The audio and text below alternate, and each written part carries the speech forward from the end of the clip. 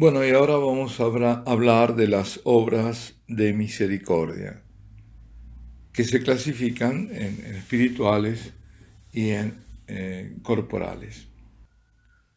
Las, Cuando un corazón es sensible y vulnerable ante la miseria moral, ante la miseria espiritual, ante la miseria material de otros, que es a la que más a veces visible es, de esa conmoción nacen obras de misericordia.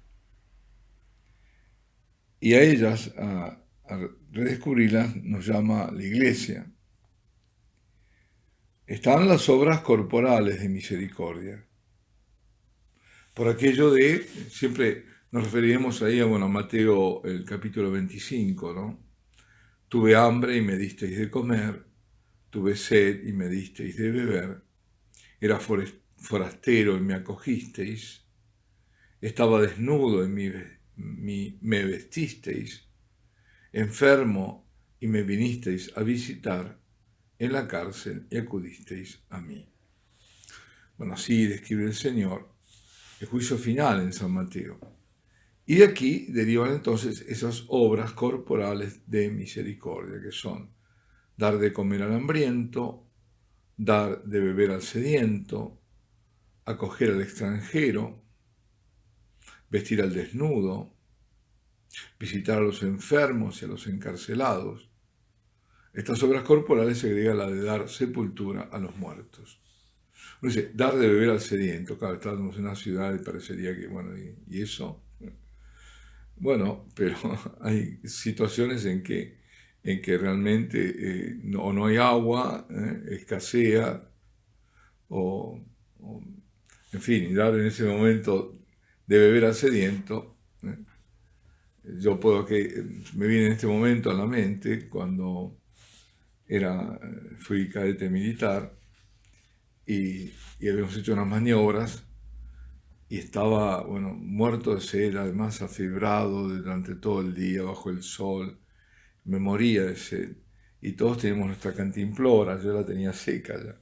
Claro, nadie daba lo suyo porque tenían poca agua, pero hubo uno que justamente nos habíamos peleado incluso mal, y sin embargo fue el único que me dio de beber.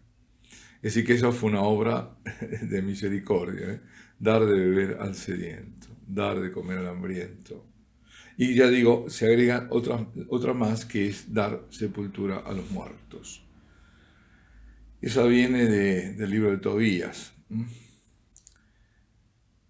Las obras espirituales, en cambio, de misericordia, también están extraídas de las Escrituras y son la de perdonar las injurias que nos infligen, rogar a Dios en intercesión por vivos y por difuntos, es interceder ante Dios por vivos y por difuntos, consolar a quien está sumido en la tristeza, en el dolor, enseñar al ignorante, dar buenos consejos, corregir fraternalmente a quien está en el error. Fraternalmente, la corrección tiene que ser fraternal, es decir, hay que hacer el énfasis en fraternal y no en corrección. Soportar pacientemente los defectos de los demás. Cuesta a veces, ¿eh? En la carta de la concesión de las indulgencias que hubo en el año jubilar de la misericordia, se leía que cada vez que un fiel viva personalmente una o más de estas obras, es decir, de misericordias espirituales o corporales, obtendrá ciertamente la indulgencia jubilar. Pero, por sobre todo, no hay que olvidar cuál es la mayor misericordia, cuál es la obra más grande de misericordia que puede haber. Es ayudar a que un alma se salve. Estamos muy inclinados y vemos todo lo que es el sufrimiento corporal, pero no nos olvidamos del sufrimiento espiritual y de la importancia que tiene no solo acoger al que necesita en esta vida, sino ayudarlo para que alcance la vida eterna. Así que, como dice el Señor, en Marcos 8:36, ¿de qué le sirve al hombre ganar el mundo entero y perder su alma? Es decir, mal estaría preocuparse solo por los aspectos materiales y sociales y dejar de lado lo que es sustancial, la salvación de las almas. Esto es lo más importante. Y a eso está llamada la iglesia, a eso nos manda el Señor, a salvar las almas. Desde hace ya mucho tiempo, el peligroso derrotero que muchos han tomado dentro de la iglesia ha sido ignorar la misión fundamental, que es la salvación de las almas, anunciando al único Salvador y a su permanente llamado a la conversión. Más aún, tanto está ahora desviado la misión en muchos, que se habla que un cierto ecumenismo, un amasijo de religiones, que todos son el indiferentismo, todas dan lo mismo, en vez de haber un solo Salvador, hay otra forma de salvarse. Eso es, además de terrible, es una traición a Cristo y es un peligro enorme para todas las almas, para aquellos que lo están promoviendo, que creen en eso, y para aquellos que no van a acudir a Cristo cuando deberían acudir porque es el único Salvador. ¿A quién van a acudir? ¿A Buda? ¿A Mahoma? El mandato que hemos recibido es el de anunciar la salvación que trajo Cristo y no discursos sociológicos, políticos, falsamente humanistas.